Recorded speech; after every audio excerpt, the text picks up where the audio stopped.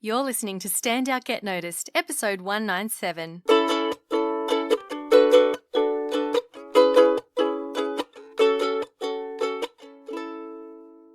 Hi there, Rockstar, and welcome back to Stand Out Get Noticed.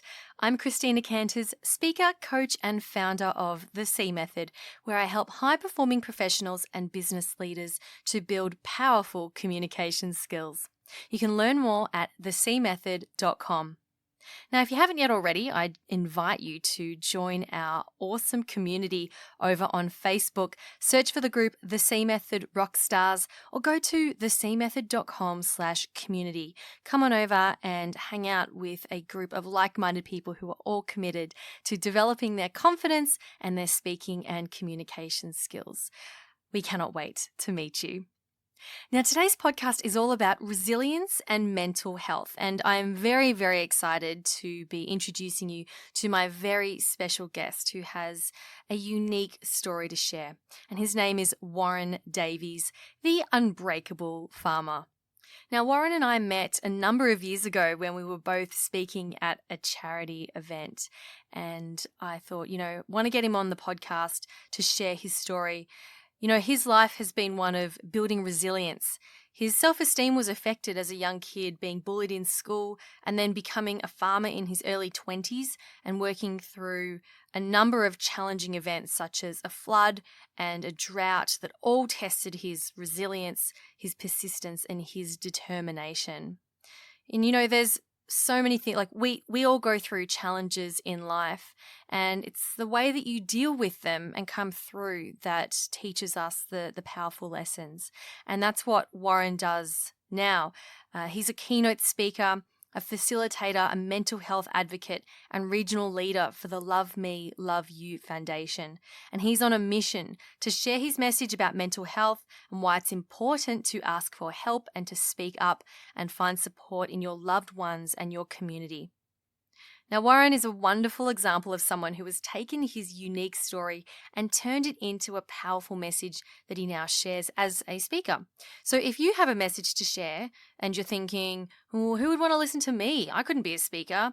Then I encourage you to look up to Warren to use him as an example of what is possible. Now, we met at the United Pop Studios here in Melbourne. Awesome recording studio there at United Pop. And Warren, we chatted about his story. Warren also shares his lessons learned from the tough times he experienced. And we talk about how to know when to reach out for help. We talk about mental illness and how do you know when your everyday stress, a lot of us suffer stress. We talk about how do you know when that is turning into something more serious. And this story resonates with everyone. He talks to everyone from high school students to CEOs to sporting clubs. So it really does resonate with many, many different people. And you don't need to be a farmer, or have gone through the same challenges for this message to hit home. So I really hope you do enjoy this and take something on board and help to share the message of checking in with people, reaching out if you think you're not doing okay, and helping people get through tough times. Okay, so you ready to meet the Unbreakable Farmer, Warren Davies? Let's do it. Warren Davies, I'm so excited to have you on the podcast. Thanks, Christina. It's been a bit of a goal of mine to be here today. So, oh, really? Yeah, ever since we first met, I think we spoke at a charity gig in... Yes. Yeah, and I thought, it'd be good to be on your podcast. So wonderful. About 3 years later, here it is. Yes. Dreams do come true. That's it. Keep putting it out there. I actually didn't know. If you'd asked me earlier, I would have said yes. All good. So, Warren, you're known as the Unbreakable Farmer. Yep. You've gone through some major challenges in your life, and you now speak to organisations, schools, a wide range of audiences on how to build resilience, overcome adversity. Now, your personal story is really powerful, so I would love if you could share that with us today, because there's a lot of lessons in there that I know that people can take away from, even if they haven't had the same experience as you. So can you take us back to where your experience with going through adversity began? The challenges that I went through started probably back when I was 7. So I was born and bred in Melbourne. So I wasn't always a farmer and not always from the country, but Mum and Dad decided to move to the country. But growing up in Melbourne, they were small business owners, Mum and Dad, and we moved around lots. And that probably tested your resilience, but you don't realise it at the time. Moving a few schools as well and meeting new people and getting knocked around. But it was probably when I left grade 6, I'd built myself up to be the head honcho. Okay. So I was the leader of the school, if you like. I was Blue House captain and I was Blue House captain and the bell monitor, and I used to take the principal's bins out, like all the real good jobs. Like I was the head honcho for sure. And in my cohort in grade 6, there was about 180 kids. But when we moved to secondary school, I was the only person from our primary school that went to the school that I went to. And so that started a new challenge. So as a teenager and going to a new school where you knew nobody, it was a boys' school. And I think from day one, I was bullied. Now, you see me walking here, I'm about 6'3", and I was about 6'3" when I was in year 7. But all those little weedy kids used to bully, and it was fairly consistently harsh bullying. Why do you think you were a target at the time? Probably because I was a big buffet or something like that. I don't know, and I was the new kid, like because lots of these kids had come from different schools where they were in groups of 10 or whatever, and that bullying went for the next 3 years while I was at that school. Now, I went from a straight A student in year 7 to failing in year 9, and failing, I was E and minus E, like I was terrible. And I think that really affected my self-esteem because I didn't think I could achieve, because I've gone from this, plus them being bullied at the same time. And I always say that AFL football was a real passion of mine. And all I wanted to do was make the school footy team at that school. And I think in year 8, I tried really hard to make the junior footy team, and I failed and made the table tennis team. And that was a real, kick in the guts. And with everything else that was going on, I really struggled. And so when it come time that Mum and Dad wanted to move to the country, I thought that was fantastic. Like I'd be able to go and reinvent myself, and no one would know who I was, and I could go in and try and make some new friends, and which I did. I always say it was a bit funny because I'd left an all boys school in Melbourne and did the last 6 weeks of school in Kyabram. Rock up on the first day, and something I hadn't encountered for 3 years was waiting for me in the classroom, and that was girls. And so my marks didn't improve very much in that next 6 weeks. How old were you at this point? I was year 9, so I would have been 15 or 16. So yeah, my focus was taken. So at the end of the year, I'd still failed school, and that was year 9. But they, in their wisdom, passed me and put me up to year 10, but things didn't get much better. So, and it was all along this journey. And I think my story, and one of the real take-home lessons is about addressing things that go on when they happen, and try not to let them fester into big problems. And so what was it in terms of what were you fearful that would happen if you were to ask for help? Yeah, I don't know, just that I wouldn't get recognised, or, it might have been probably not accepted, or, people wouldn't take it seriously, or and I know at the school with the bullying, I can remember the day where I probably cracked, and I had a crack back at the kid, and I ended up with the meter ruler and the right. Yeah, so I was the retaliator, and I got in trouble. So and I think the thing is these set I suppose things up in your mind that's how you think it's always going to play out. So I think it's just about being serious about seeking help, and when you know there's something wrong, just stand up for yourself and your rights, and seek that help.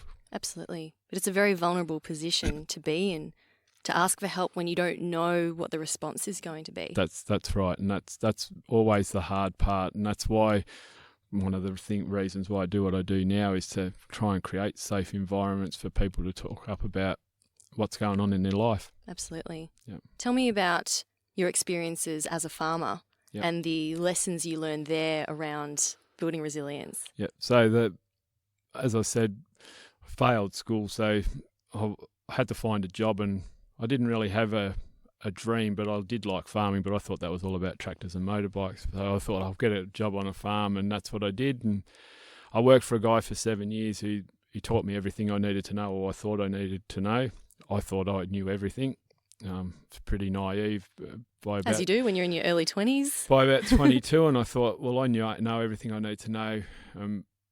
My now wife and I were about to get married. We thought we'd buy a farm, and we bought the farm next to Mum and Dad and made a family business, and that was a good thing and a bad thing. And I think the thing is that I was going into business with them. That was probably naive. Family businesses and that have troubles. And also in business with the banks because they lent me money, but I probably paid no respect or really much attention to my silent business partner, and that was Mother Nature.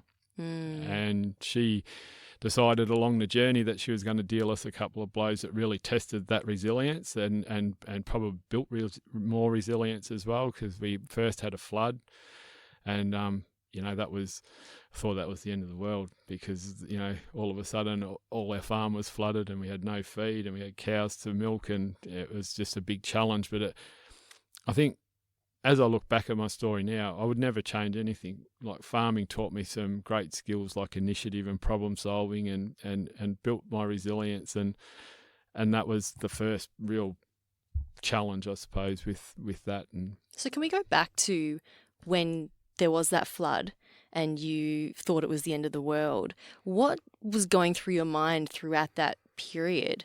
What were you dealing with? Well, just how your focus just kind of changes, because you thought, well, how am I going to feed my animals? And, and we were always strapped financially because we were building a business basically from scratch. We weren't generational farmers. And so all those things are going through, how are we going to survive this? And all those little things going through your head, and it just keeps building up. But I suppose then the focus is that you've got to keep going.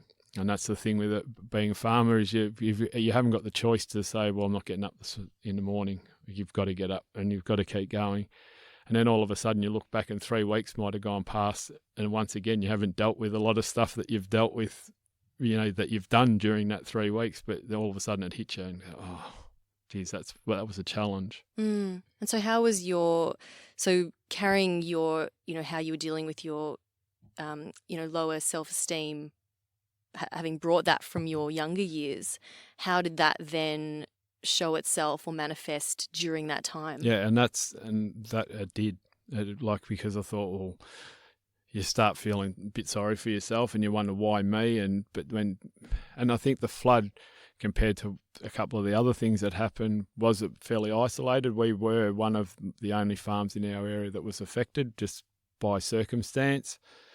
And yeah, you think, why me? And then you start doubting yourself, and all of a sudden it's just kind of that self-doubt and all that starts coming into your mind. How can I handle this? And all those things come into you. And I think that was because I didn't know how to handle it properly, because I hadn't handled it when I was younger. Sure. Yeah. So, and I know you said that you wouldn't change anything, but if you could give your younger self, some advice, so if you go back to Warren when the floods were happening and you were thinking it's the end of the world, what would you say to younger Warren?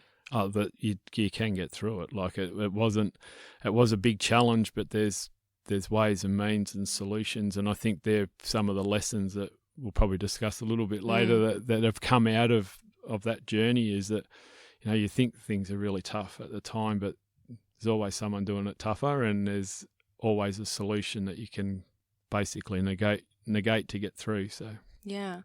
So what was the turning point for you where you decided, enough, I'm going to figure this out? As in at the flood, or the whole thing? Oh, well, the whole journey. The whole journey, or was there a turning point, or were there a few? Well, there was probably a few. So the next thing was that we had a family bust up on the farm. Mum and Dad and I decided we wanted to go different directions, and the only way that was going to be solved was by us buying them out, which then cost us a lot of money and a lot more debt, and et cetera, et cetera. And then, but I suppose if I ever sit down and do, one of those matrix tests or whatever. My values always sit family's number one. Money's probably 10, hence why I'm sitting here with you in Melbourne and not on Hamilton Island or doing something like that. Hey, this is a pretty good place to be. That's pretty cool. I'll jump on the drums in a minute. And, Yeah.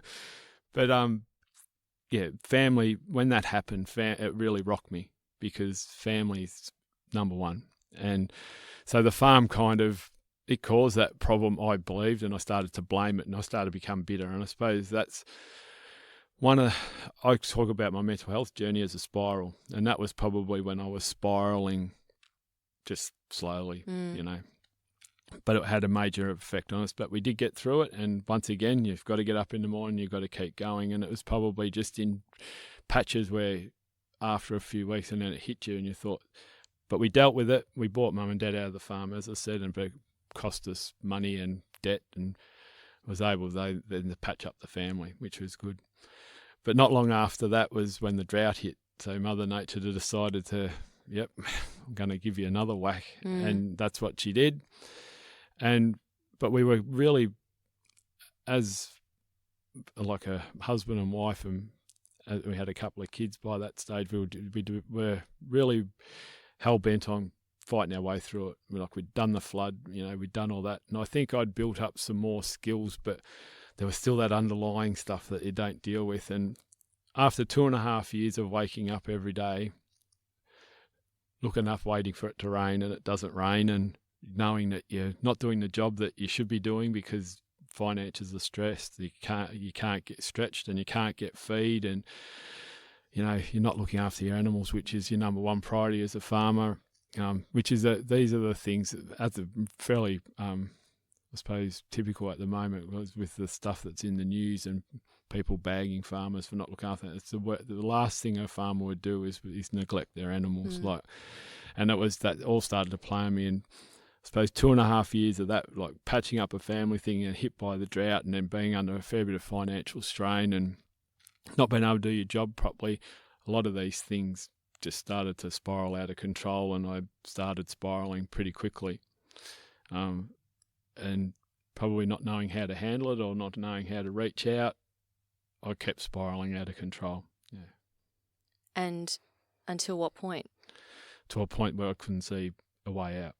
So it got to a fairly dark day, and that was the turning point.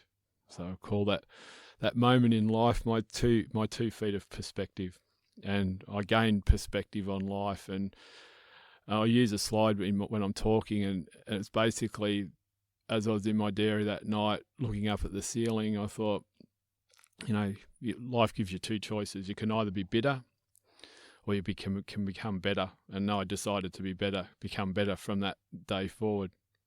It's not an easy journey, and it's been a long journey, but I decided that I had to bounce back, and I needed to be a better version of who I'd become, because I'd become just this bitter and twisted, and I just lost all perspective of what was going on because we're under so much strain. Yeah. So what did you do to get yourself out of that? So I did seek help. So I reached out and I got some help, but at the same time, it's a really important lesson around mental health or mental illness, is that because you haven't got an arm in a sling or you're not on crutches, you've still got to take it seriously, and I didn't at that stage. And so it probably extended my journey of recovery longer.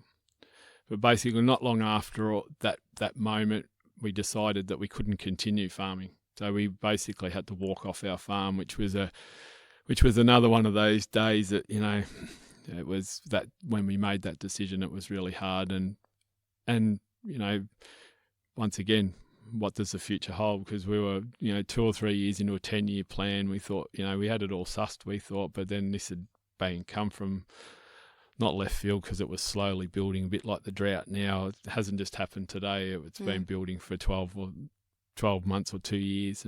But it sounds like you were holding on to the farm, and you were like, no, this is what I've worked so hard for. This is my baby. This is my life. This is my family. I can't let this go. That must have been really tough for you. Yeah, so it was, because your farm is everything. It's your 24/7. It's not just your job. It's your home, and it's your business, and it's where your kids grow up. It's your everything. but also with farming, and I think with anything, there's a fair bit of identity attached to it. And having to make that decision to walk away from the farm, I think I lost my identity as well, which was another challenge that I had to deal with, because all of a sudden I wasn't Warren the farmer.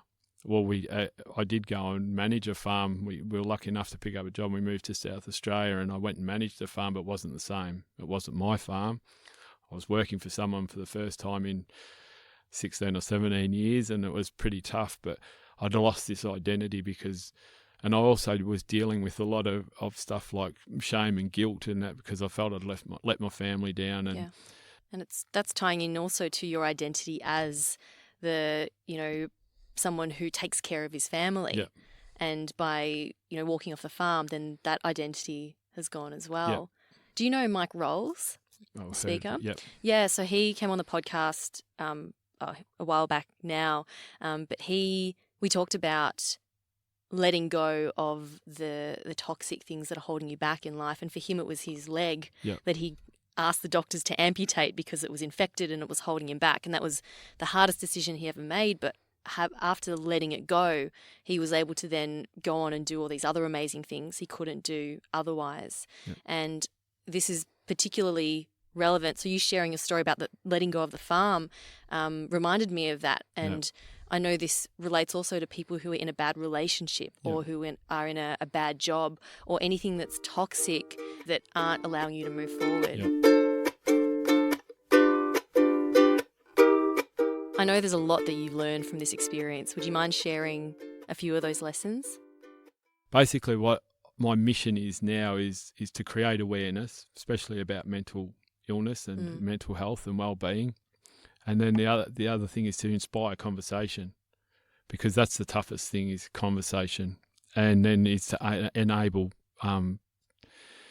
people to seek help, or enable to to make sure they take action. And like even with my school story, take action and make sure that you're looking after yourself or whatever you have to do. So that's my main mission now. But the lessons that I learnt probably around that as well is that communication is key, and hence probably why I'm a speaker now. But communication is key, because if you don't speak up and you don't talk to people, no one knows, because no one would have known walking past me in the street that I was in a position that I was in.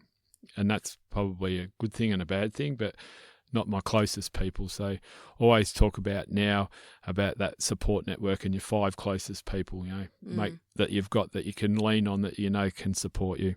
We're very good at putting on a mask. Yep. And pretending that everything's okay, everything's fine, and everyone does it.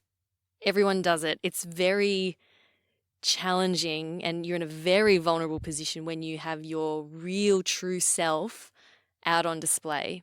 And I think I've learned that vulnerability is power. And to be vulnerable, even though it's a real challenge, it gives you power, and it can be liberating, and it can, free you from those toxic things that are holding you back.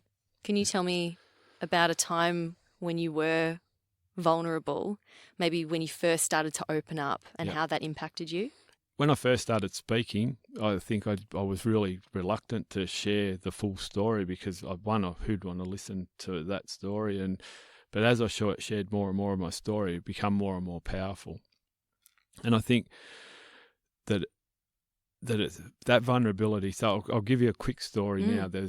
I did a speaking gig about 15 months ago in South Australia, and it was a dinner event. And after that, a girl tapped me on the arm and said, "Can I have a talk to you afterwards?" And said, "No worries." Well, this girl was 14, and she was really struggling, and she'd been struggling, and a similar thing. She'd been bullied at school, didn't think she was quite good enough, all those things. So she could relate to my story, even though she was a 14-year-old girl, and she wasn't a farmer. So, but she could relate to my story, and we had a chat for about an hour, and then I was getting on the plane flying back to Melbourne, and I get a message from her mum saying, "Thank you very much for talking to her, and you've made a difference." And she's full of beans, and she can see a way for.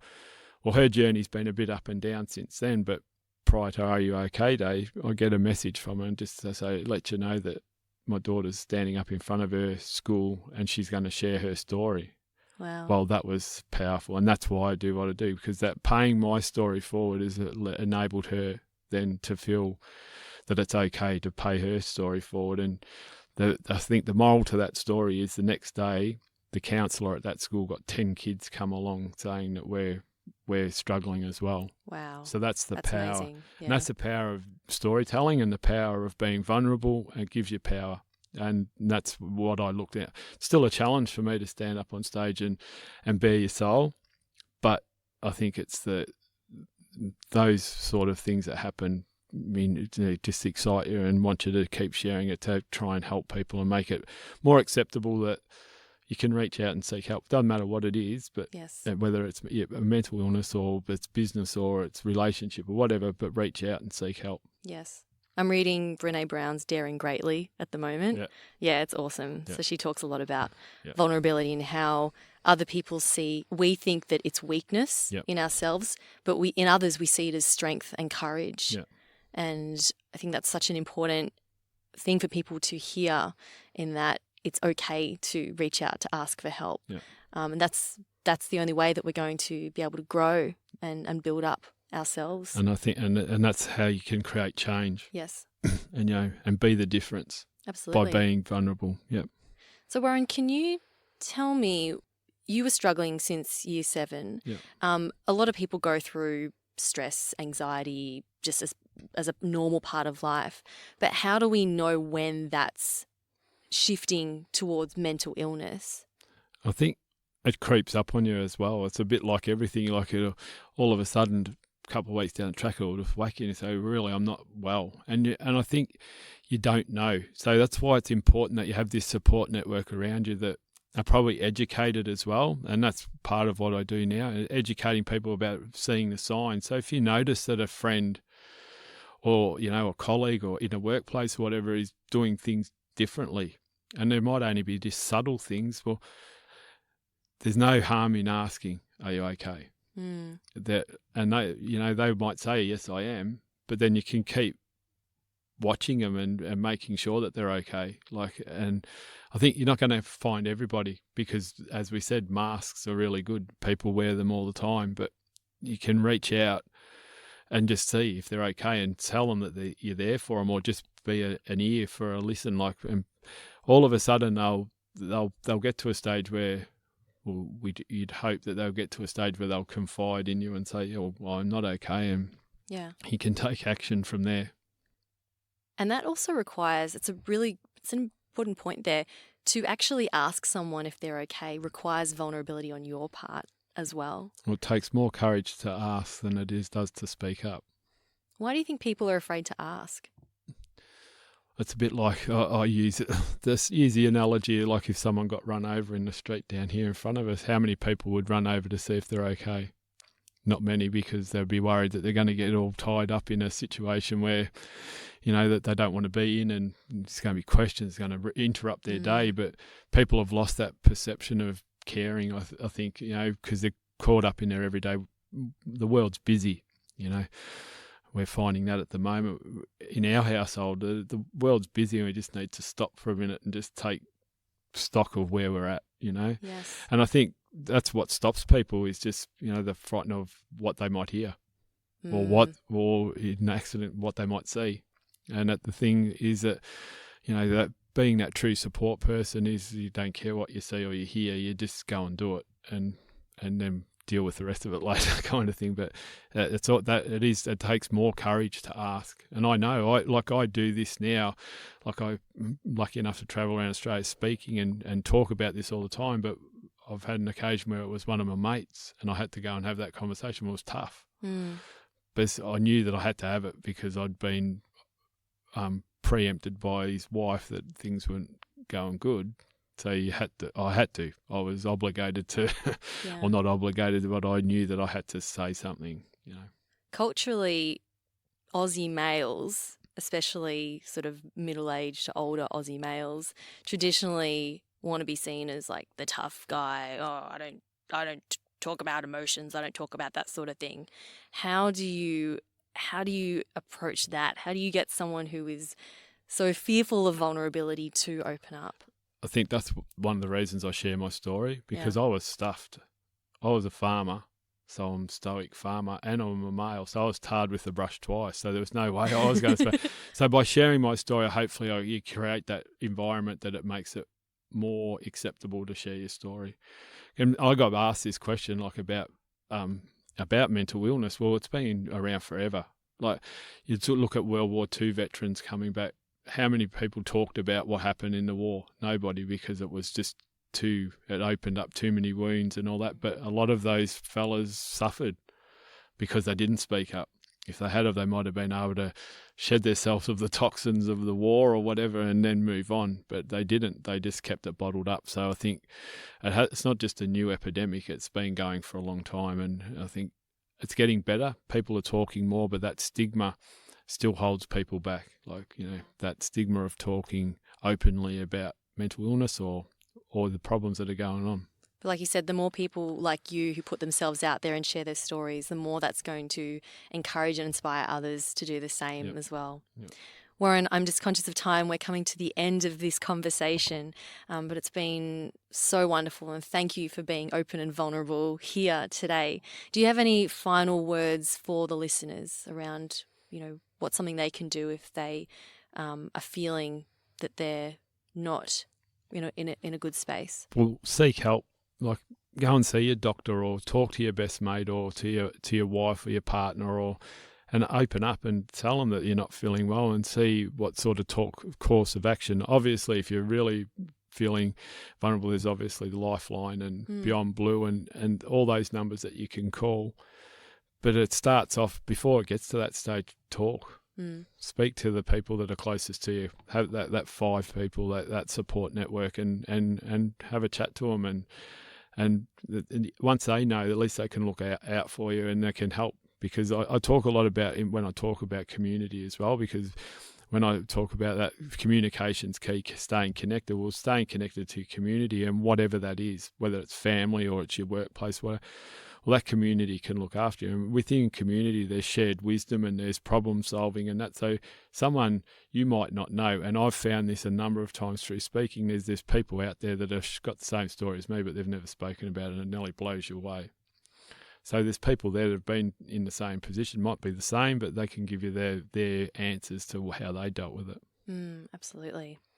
Warren, you speak to audiences, you share your story. Who do you speak to, and how can people connect with you? The quick answer is whoever will listen. But I'm lucky enough that anywhere from corporate companies right down to just little farming groups or footy clubs or netball clubs.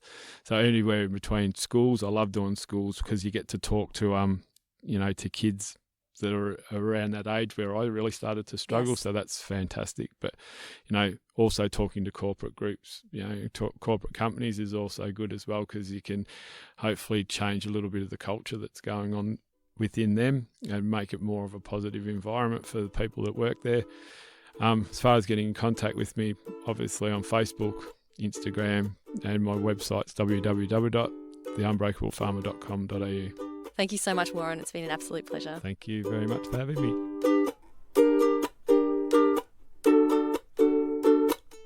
Big thanks to the Unbreakable Farmer, Warren Davies, for being such a wonderful guest on the show this week.